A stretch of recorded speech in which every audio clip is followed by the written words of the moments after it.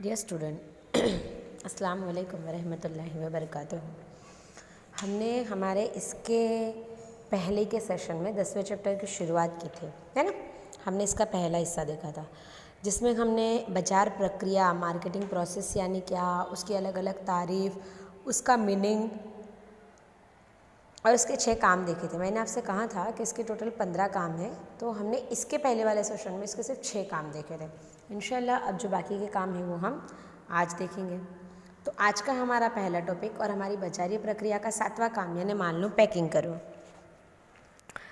तैयार माल को हिफाजत से रखना और ग्राहकों में उसके प्रति अट्रैक्शन खड़ा करना, ये सबसे बड़ा काम है।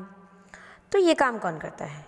ये काम पैकिंग का है, क्योंकि आप कोई भी प्रोडक्ट देखो उसको पैकिंग की ज़रूरत रहती है, बराबर। पैकिंग की वजह से ही हमें जो प्रोडक्ट है उसको इस्तेमाल करने में आसानी होती है। पैकिंग की वजह से ही आप उसको एक जगह से दूसरी जगह आसानी से पहुंचा सकते हो। पैकिंग की वजह से ही जो माल की क्वालिटी है वो टिकी हुई होती है। पैकिंग की वजह से ही हमें उसकी कीमत का अंदाज़ा आता है। अब पैकिंग कौन कौन सी चीज़ों में होती है?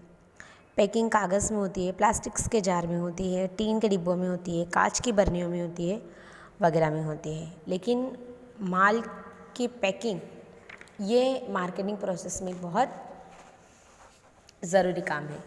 इसके बाद का हमारा पॉइंट है 8वां, मान लो संग्रह करो। कि ग्राहकों की मान लो संग्रह करो यानी माल को जमा करना।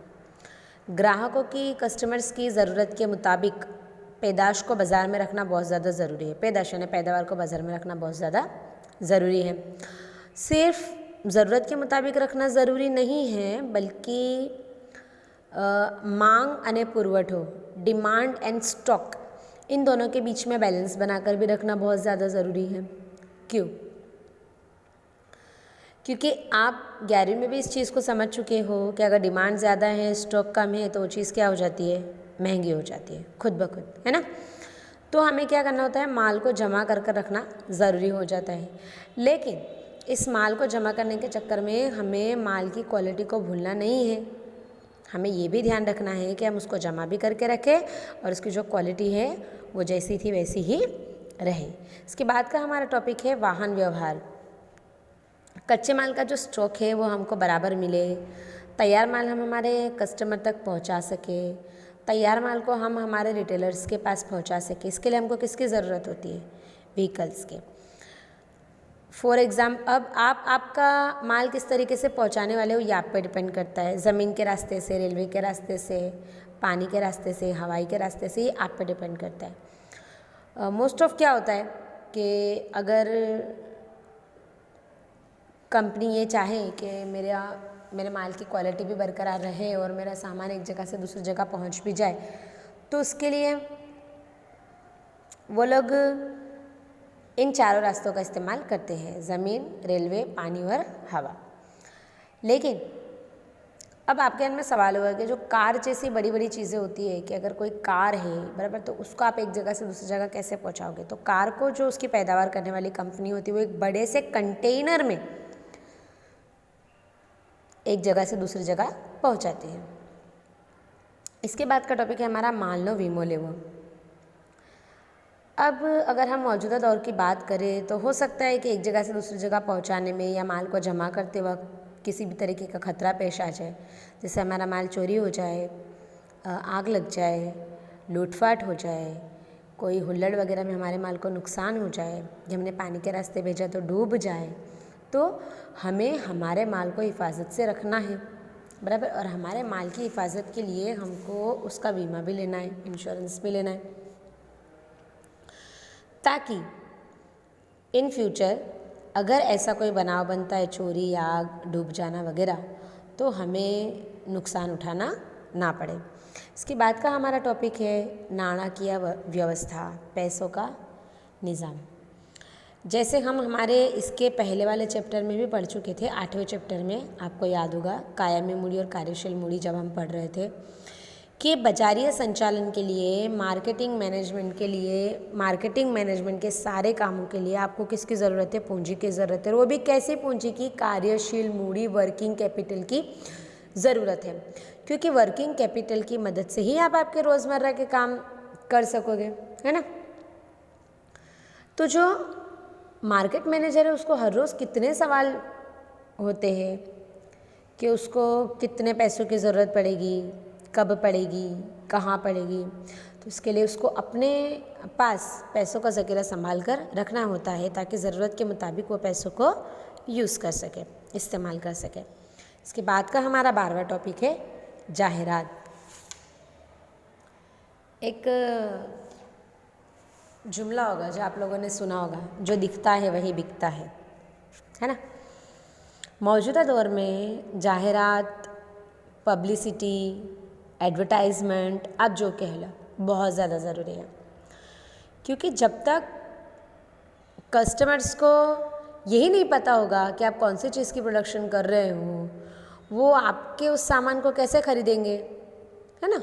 हम कहीं पे एक जगह से दूसरी जगह जाते हैं तो हम देखते हैं कि हमारे शहरों में भी बड़े बड़े होर्डिंग्स लगे हुए होते हैं, कहीं पे कपड़ों के, कहीं पे शूज़ के, वॉच के, बराबर। ये सब होर्डिंग में क्या है, इन सब की पब्लिसिटी है, इन सब की जाहिरात है। फिर हमारा ध्यान उनकी तरफ जाएगा तो फिर हम सोचेंगे हाँ देखो ये रोलेक्स में ये नई घड़ी आई है, ये कितनी अच्छी लग रही है, अब मैं ये खरीदूँगा। तो हमको उस नई घड़ी के बारे में कैसे पता चला, क्योंकि रोलेक्स ने उसकी क्या की, पब्लिसिटी की, फिर हमने उसको लेने के लिए सोचा। तो जाहिरात एक बहुत ज़रूरी फैक्टर्स है मार्केटिंग मैनेजमेंट में। इसके बाद है वेचाण वितरणनी व्यवस्था। अब पैदावार करने वाले ने माल की पैदावार तो कर दिया, लेकिन ग्राहक के पास, कस्टमर के पास ये सामान बहुत आसानी से किफ़ायती कीमत पर पहुंच जाए, ये बहुत ज़्यादा ज़रूरी है। और उसके लिए उसको वितरक यानी बेचने वालों की ज़रूरत पड़ेगी। बहुत बार कैसा होता है ना कि पैदावार करने वाला क्या करता है, माल को तकसीम करने का काम एक दलाल को सौंप देता है कि भाई इस ज़िले के अंदर या तो इस शहर के अंदर तुम्हारी रिस्पॉन्सिबिलिटी है कि तुम अपने माल की पब्लिसिटी करो ताकि लोग अपने माल को पहचानें, बराबर। फिर इस दलाल के ज़रिए होलसेलर को या रिटेलर को माल वक्त पर मिल जाता है। इसके बाद का हमारा टॉपिक है वेचाण। वेचाण, सेलिंग, मार्केटिंग मैनेजमेंट में लेन देन की एक बहुत ज़रूरी सरगर्मी है, क्योंकि माल आपने ग्राहक को सौंप दिया, बराबर, तो आपको पैसे मिलना भी तो बहुत ज़्यादा ज़रूरी है। तो इस सेलिंग के काम में सबसे ज़्यादा ज़रूरी किरदार किसका है, इस दलाल का है, ताकि वो आप दोनों की हेल्प करे। उस होलसेलर या रिटेलर को जितने माल की ज़रूरत है उसको उतना माल पहुंचा दे, और हमारे जितने पैसे होते हैं उतने हमारे पैसे हम तक पहुंचा दें। इसके बाद का हमारा लास्ट टॉपिक है वेचाण पछीनी सेवाओं। सेल हो गया आपका माल तो मार्केटिंग आपका पूरा नहीं। आज तो एक नया ट्रेंड निकला है कि माल खरीदने के बाद ग्राहक को सेटिस्फेक्शन होना चाहिए। माल बेचने के बाद भी आपको उनको कुछ सर्विसेज ऐसी है जो देना पड़ती हैं। कैसे सर्विसेज देना पड़ती है, अगर कोई खामी वाला माल है, कोई कमी रह गई है तो आपको वापस लेना है, बदल के देना है, ज़रूरत के मुताबिक उसकी सर्विस करनी है। फॉर एग्ज़ाम्पल एयर कंडीशनर हो गया, टीवी हो गई, रेफ्रिजरेटर हो गया, इन सारी चीज़ों में आप देखते होंगे कि भाई 1 साल की वारंटी। तो ये वारंटी यानी क्या कि अगर उस 1 साल के अंदर अंदर आपका वो एयर कंडीशनर या रेफ्रिजरेटर ख़राब होता है तो कंपनी आपको फ्री में सुधार कर देगी आपके घर पे आके। तो ये कैसी खिदमत हुई, ये फ़रोख्त के बाद की खिदमत हुई। अब हमारे मार्केटिंग प्रोसेस के 15 काम यहाँ पर अल्हम्दुलिल्लाह मुकम्मल होते हैं। आज हम एक नया टॉपिक देखेंगे जिसका नाम है बजारीय प्रक्रिया અને વેચાણ વચ્ચેનો તફાવત, difference between marketing and selling.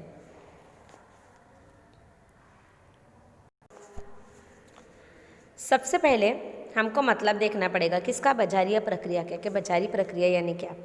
देखो, ग्राहक की ज़रूरतों को जानकर उनके लिए सामान या खिदमत को तैयार करना और नफ़ा हासिल हो इस तरीके से उनको माल बेचना, इसको हम कहेंगे मार्केटिंग प्रोसेस। लेकिन वेचाण यानी फ़रोख्त यानी क्या, कि पैसों के बदले में खिदमत या पैदाश की लेन देन करना यानी कि फ़रोख्त। बराबर।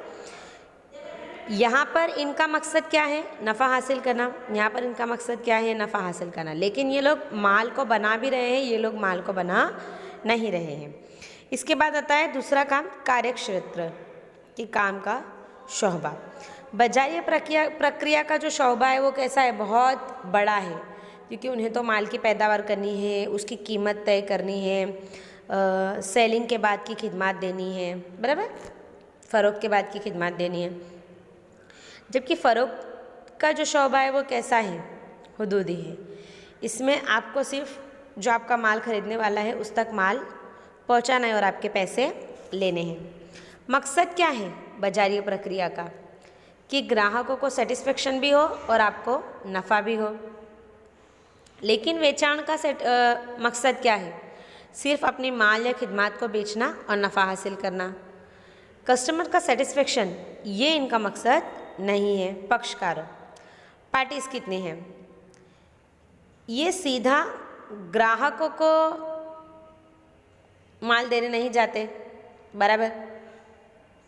ये तो सबसे पहले मध्यस्थी यानी दलालों के पास अपना माल बेचते और फिर दलालों के थ्रू इनका माल ग्राहकों के पास जाता है। जबकि वेचाण में दो ही पार्टीज हैं, एक खरीदने वाली और दूसरी बेचने वाली। शुरुआत और अंत, बाजारी प्रक्रिया का जो काम है ये बहुत लंबा चलता है।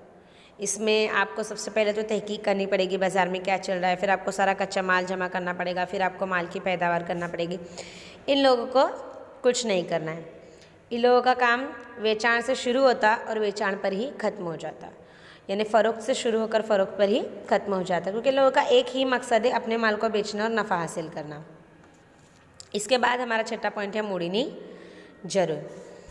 बाजारीय प्रोसेस में, मार्केटिंग प्रोसेस में आपको पूंजी की ज़रूरत पड़ेगी, क्योंकि आपको कच्चा माल जमा करना है, माल को तकसीम करना है, उसकी पैकिंग करनी है, माल पे निशानियाँ करनी है, माल को एक जगह से दूसरी जगह पहुंचाना है, दलालों तक अपनी बात पहुंचानी है, एडवर्टाइजमेंट करनी है, कितना सारा काम है। जबकि हमने यहाँ पे देखा कि इनका जो काम का शोबा था वो कैसा था, हुदूदी था। तो इनके काम का जो शोबा है वो ज़रा कम होने की वजह से इनको पूंजी की ज़रूरत भी कैसी रहती है, मार्केटिंग प्रोसेस के हिसाब से फ़रोख्त में कम रहती है। इसके बाद हमारा लास्ट पॉइंट है प्रयासोनी दिशा। यहाँ पे ग्राहक की ज़रूरतों को जानकर, प्रोडक्शन बनाकर ग्राहक तक पहुँचाने की कोशिश की जाती है। बाकी फ़रोख्त में ऐसा नहीं होता। यहाँ पर कस्टमर आपके प्रोडक्ट को ज़्यादा से ज़्यादा अपनाए, इसके लिए कोशिश की जाती है। तो आज हमने क्या देखा, आज हमने हमारे बाजारीय प्रक्रिया के जो काम बाकी थे वो देखे, 15/15 मुकम्मल काम, और फ़र्क देखा किसका, मार्केटिंग और सेलिंग का। इंशाल्लाह हम हमारे आने वाले सेशन में बाजारीय संचालन की विचारधाराओं देखेंगे।